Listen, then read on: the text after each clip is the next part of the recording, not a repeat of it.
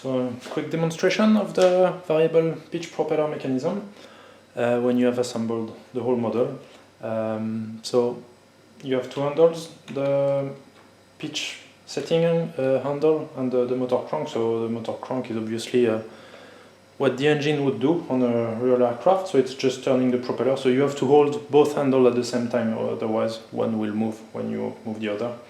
So I fix the blade setting angle and I rotate the motor crank, so that's just rotating the propeller obviously.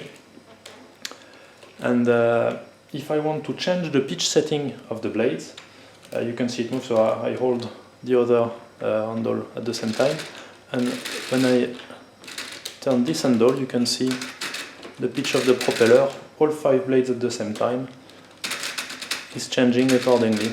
And so you can change the pitch on a rotating blade from an input gear on the stationary part of the engine.